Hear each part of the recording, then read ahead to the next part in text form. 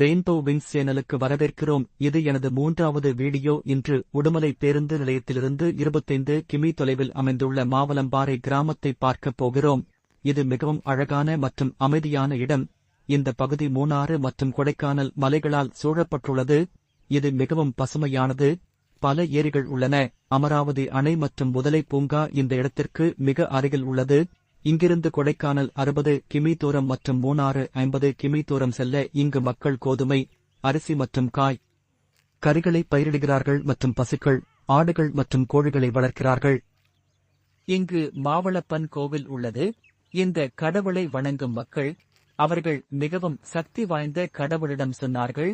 மாலையில் இந்த இடம் மிகவும் குளிராகவும் மழைக்காலங்களில் பனிமூட்டமாகவும் இருக்கும்.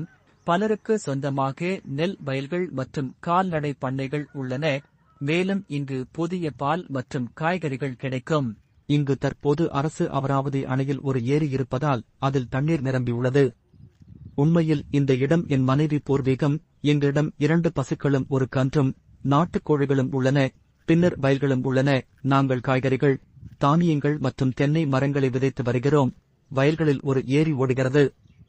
இந்த இடத்தின் வரலாறு 1918 இல் நிறுவப்பட்டது மற்றும் 1970 2ஆம் தர நகராட்சியாக தரம் உயர்த்தப்பட்டது.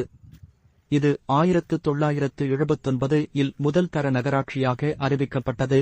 மேலும் 1984 இல் தேர்வு தர நகராட்சியாக மேம்படுத்தப்பட்டது. நகராட்சியின் பரப்பளவு 7.41 கிமீ 2 இதில் 6.582 ஆகும். கிமீ 2 நகர்ப்புறம் மற்றும் 0.828 கிமீ 2 கிராமப்புறம். 2008ஆம் ஆண்டு வரை கோயம்புத்தூர் மாவட்டத்தின் ஒரு பகுதியாக இருந்த இது புதிதாக உருவாக்கப்பட்ட திருப்பூர் மாவட்டத்தின் ஒரு பகுதியாக மாறியது. இது குடியிருப்பாளர்களால் எதிர்க்கப்பட்டது. இங்கு சுமார் 15 மேல்நிலைப் பள்ளிகள் மற்றும் சில கலை மற்றும் அறிவியல் கல்லூரிகள் உள்ளன. 8 மற்ற தனியார் பள்ளிகளுடன் இணைந்து அரசு மேல்நிலைப் பள்ளிகளை நடத்துகிறது. ராணுவ அமைச்சகத்தின் கீழ் இயங்கும் சைனிக் பள்ளிகள் சங்கம் நடத்தும் சைனிக் பள்ளி நகரத்திலிருந்து 15 கிலோமீட்டர் தொலைவில் உள்ள அமராவதி நகரில் அமைந்துள்ளது. மார்ச் 2019 இல் இந்த நகரத்தில் கேந்திரிய வித்யாலயா அமைப்பதற்கு மத்திய அமைச்சர்கள் குழு ஒப்புதல் அளித்தது. Please like and subscribe my channel.